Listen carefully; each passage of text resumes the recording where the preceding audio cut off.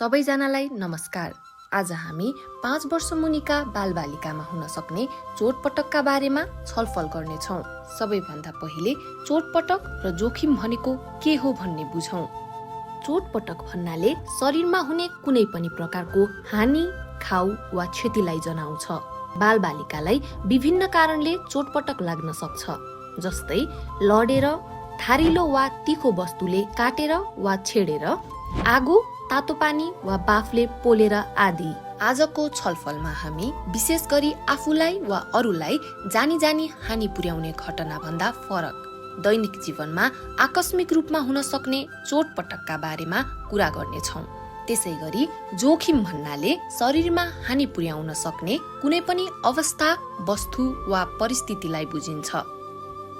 उदाहरणका लागि खुल्ला छत वा असुरक्षित सिडी, तातो पानी वा तातो भाँडा, बिजुलीका नाङ्गो तार, हँसिया, चक्कु, चुलेसी जस्ता धारिला औजारहरू, खुल्ला छोडिएका जनावर तथा यस्ता अन्य असुरक्षित वस्तु वा स्थानहरू। अब हामी यस्ता विभिन्न प्रकारका चोटपटक, तिनका जोखिमहरू र तिनबाट कसरी बच्न सकिन्छ भन्ने बारेमा विस्तारमा छलफल गर्नेछौँ।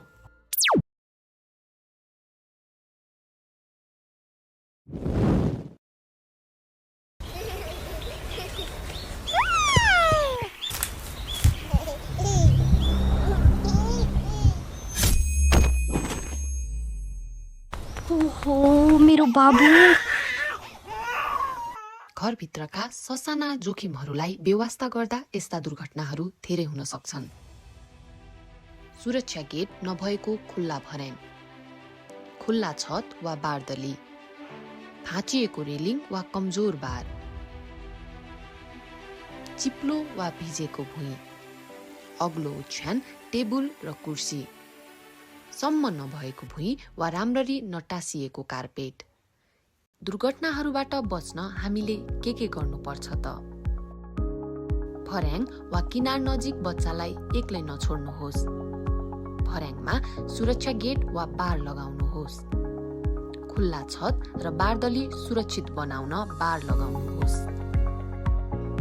भुइँ चिप्लो नराख्नुहोस्। अग्लो ओछ्यान वा टेबलमा बच्चालाई एक्लै नराख्नुहोस्। बच्चाले खेल्दा सधैँ निगरानी गर्नुहोस्।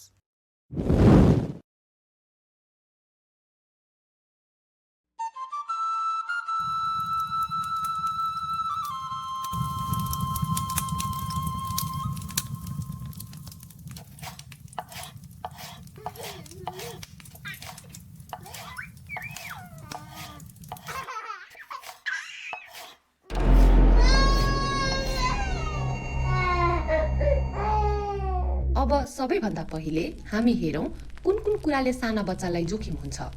तपाईले देख्नुभयो त? हेर्नुहोस् यहाँ। चुल्हो र त्यसको आगो, त्यसमा राखिएको भाँडो, ग्यास चुल्हो, लाइटर, सलाई, तातो भाँडो इत्यादि यी सबैले तपाईँ र तपाईको बच्चालाई जोखिम पुर्याउन सक्छन्। यस्ता जोखिमबाट बच्नका लागि हामीले भान्सामा के कुरामा ध्यान दिनुपर्छ? हामीले भान्सामा ध्यान दिनुपर्ने धेरै कुराहरू छन्, जस्तै चुल्हो सकेसम्म माथि वा उचाइमा राख्ने, भाँडाको ह्यान्डल भित्रपट्टि फर्काएर राख्ने, भान्सा कोठाको ढोकामा सानो काठ वा बाँसको बार लगाउने, लाइटर, सलाई, मट्टीतेल, एलपीजी सिलिन्डर, लक गरिएको बाकस बच्चाले नपुग्ने ठाउँमा राख्ने। यी कुराहरूले तपाईँ र तपाईको बच्चालाई धेरै जोखिमबाट बचाउन सक्छन्।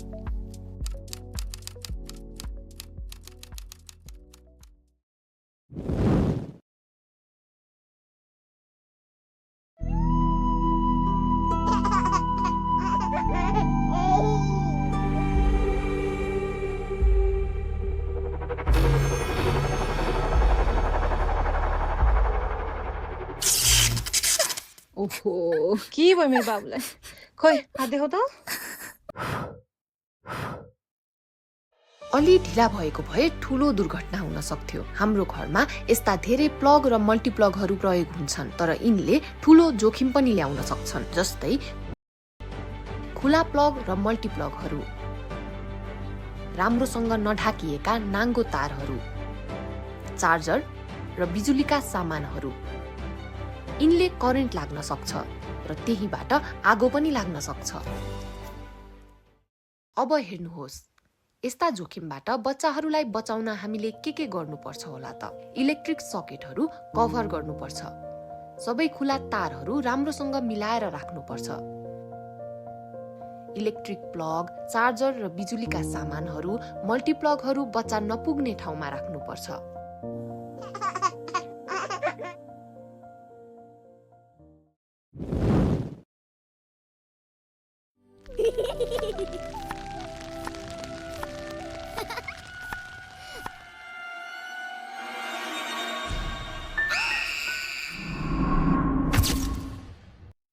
अब हामी हेरौँ है त, साना बालबालिकालाई कुन कुराले काटिने वा घोचिने जोखिम हुन्छ। भान्सामा हुने धारिला वस्तुहरू जस्तै चक्कु, चुलेसी, फुटेका सिसाहरू आदि बालबालिकाले भेट्ने स्थानमा हुनु। सुत्ने कोठामा भएका फर्निचरका धारिला किनाराहरू, कृषि औजारहरू जस्तै हँसिया, कुटो, कोदाली, पञ्चरो, खुकुरी आदि जथाभावी राख्नु।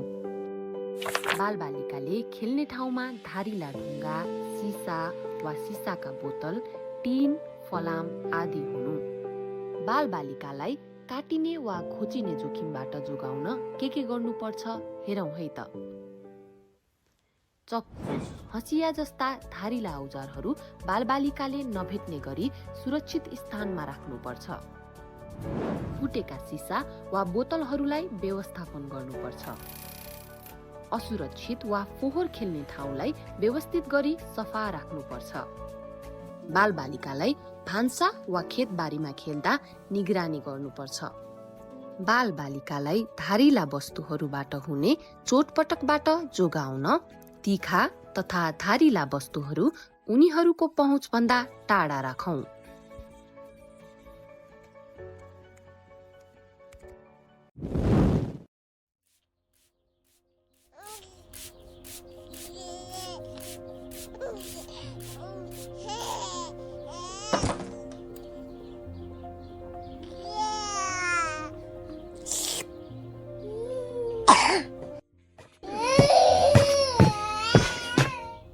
हामीले ससाना बालबालिकाहरूलाई विष लाग्नबाट बचाउन के कस्ता सावधानीहरू अपनाउनु पर्छ होला त? ध्यान दिएर सुनौ है त।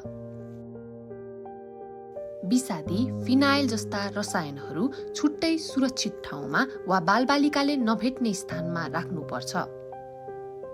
विषादी वा रसायनहरू पेय पदार्थका खाली बोतलमा राख्नु हुँदैन। सधैँ स्पष्ट लेबल भएको भाँडामै राख्नुपर्छ।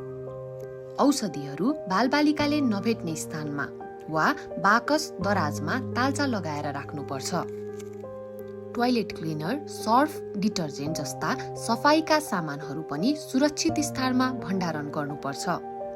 चिकित्सकको सल्लाह बिना औषधि र आयुर्वेदिक उपचार प्रयोग गर्नु हुँदैन। विषालु बिरुवाहरू बालबालिकाले खेल्ने ठाउँबाट हटाउनुपर्छ। मादक पदार्थ राखिएका भाँडा तथा बोतलहरू बालबालिकाले भेट्ने स्थानमा राख्नु हुँदैन। यस्ता साना सावधानीले ठूला दुर्घटना रोक्न सकिन्छ।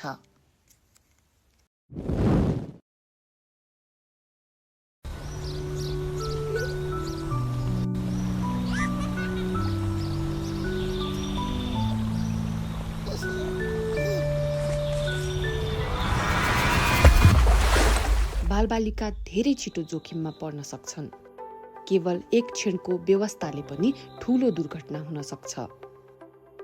ढक्कन बिना राखिएको पानीको ट्याङ्की, खुला पोखरी, पानी भरिएका भाँडाहरू, बार नभएको इनार, खुला नाली वा पानी जम्ने ठाउँहरू, यी स्थानहरू वरिपरि साना बच्चाहरूलाई धेरै ध्यान दिनुपर्छ। अब यस्ता जोखिमबाट बच्चाहरूलाई बचाउन हामी सबैले सचेत हुनुपर्छ। पोखरी वरिपरि बार लगाउने, पानी ट्याङ्की र पानीका भाँडाहरू सधैँ ढाकेर राख्ने, इनार तथा पानी भएका ठाउँहरू सुरक्षित बनाउने, खुला नाली वा पानी जम्ने ठाउँ सफा राख्ने र साना बच्चाहरूलाई यस्ता ठाउँहरू नजिक सकेसम्म कहिले एक्लै नछोड्ने। हाम्रो सानो सावधानले पनि बच्चाहरूलाई डुब्ने दुर्घटनाबाट जोगाउन सक्छ। बालबालिकाहरूलाई डुब्ने जोखिमबाट जोगाउन आजैदेखि पानीका स्रोतहरूलाई सुरक्षित बनाऊ र बालबालिकाहरूलाई निगरानीमा राखौं।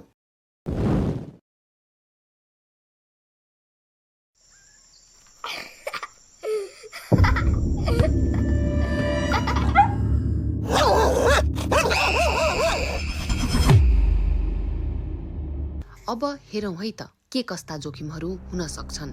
बालबालिकाहरूलाई चौपायाहरू जस्तै गाई, भैँसी, गोरु, बाख्रा, भेडा, च्याङ्ग्राबाट छुट्टै राख्ने उचित छेकबारको कमी, जस्तै कुकुर, बिरालोलाई एकै ठाउँमा राख्नु, अभिभावकको निगरानी बिना बालबालिकालाई जनावरहरूसँग खेल्न दिनु, सुकुल वा पातलो गद्दा ओछ्याएर सिधै भुइँमा वा भुइँतलामा सुत्नु जसले सर्पले टोक्ने जोखिम बढाउँछ। ढोकामुनिको खुला ठाउँ, जाली नभएका झ्यालहरू र नछोपिएका ढल्का पाइप वा टोयलेट बाथरुमको नालीका कारण सर्प, बिच्छी तथा ठूला माकुराहरू सजिलै घरभित्र प्रवेश गर्न सक्छन्। बालबालिकाहरूले जुत्ता नलगाई नाङ्गो खुट्टामा हिँड्दा वा अग्लो घाँस भएको ठाउँमा खेल्दा सर्प, बिच्छी वा अन्य विषालु किराले टोक्ने जोखिम बढ्दछ। बालबालिका मौरीको घार नजिक खेल्दा वा हिँड्दा मौरीले टोक्ने जोखिम बढ्दछ। यस्ता जोखिमहरू रोकथाम गर्न हामीले के गर्न सक्छौं होला? हेरौँ है त। झारपात तथा फोहोर हटाई घरभित्र वा घर वरपर सधैँ सफा राख्ने, चौपाया बाँध्ने र बालबालिका खेल्ने ठाउँको बीचमा छेकबार लगाउने, खेतबारी वा घाँसे मैदानमा खेल्दा बालबालिकालाई अनिवार्य रूपमा जुत्ता वा चप्पल लगाइदिने, बालबालिकालाई जनावरहरूसँग एक्लै खेल्न नदिने र खेलिरहेका बेला निगरानी गर्ने। त्यसै गरी सुत्ता झुलको प्रयोग तथा झ्याल ढोकामा जालीको प्रयोगले सर्प, बिच्छी तथा माकुराको प्रवेश रोक्न सकिन्छ। जुत्ता लगाएर खेल है, हामीले तिमीलाई हेरिरहेका छौं, सुरक्षित भएर खेल है। बालबालिकाहरूलाई पशु र किराको टोकाई तथा डसाईबाट जोगाउन आजदेखि घर र वरपरको वातावरण सफा तथा सुरक्षित बनाऊ।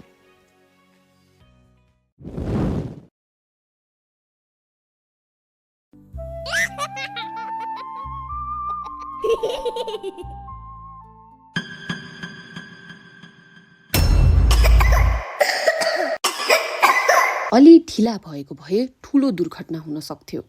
अब हेरौँ है त हाम्रो घरमा अड्किने निसासिने जोखिमहरू के हुन सक्छन्। टाँक, सिक्का, सिसीका बिर्को, साना ढुङ्गा, माटो, ब्याट्री, मार्बल, ससाना खेलौनाहरू, मानव शरीरका लागि अन्य हानिकारक वस्तुहरू बालबालिकाको पहुँचभित्र हुनु, चपाउन नसकिने वा नघुल्ने खाना र बिउ वा गेडागुडीहरू साना बालबालिकालाई दिनु, दाउरा वा चुरुटको धुवाँ भरिएका कोठाहरू, हिटर भएको बन्द कोठा र हावा नचल्ने ठाउँ, शिशुको अनुहार ढाकिने गरी भारी सिरक वा कम्बल ओढा हुनु, बालबालिकाको पहुँचमा प्लास्टिकका झोलाहरू हुनु। यस्ता दुर्घटनाहरूबाट बच्न हामीले के गर्नुपर्छ होला त? खेल्ने ठाउँ सफा राख्नुका साथै घाँटीमा अड्किने ससाना वस्तुहरू बालबालिकालाई मुखमा हाल्न दिनु हुँदैन। खानेकुराहरू सानो आकारमा काटेर वा मुसेर मात्र दिनुपर्छ। दाउरा बाल्ने चुल्हो वा हिटर भएको कोठामा पर्याप्त हावा आवत जावतको व्यवस्था गर्नुपर्छ वा भान्सालाई सुत्ने ठाउँबाट अलग राख्नुपर्छ। शिशुका लागि हल्का र हावा छिर्न सक्ने सिरक वा कम्बल प्रयोग गर्नुपर्छ। प्लास्टिकका झोलाहरू सुरक्षित स्थानमा राख्नुपर्छ। साना बालबालिकाहरूले खेलिरहेको बेला सधैँ निगरानी गर्नुपर्छ। अभिभावक तथा जिम्मेवार व्यक्तिहरूले अड्किने तथा निसासिने जोखिमबाट जोगाउन बालबालिकाहरूको खेल्ने वातावरण सुरक्षित र स्वच्छ बनाउनुपर्छ।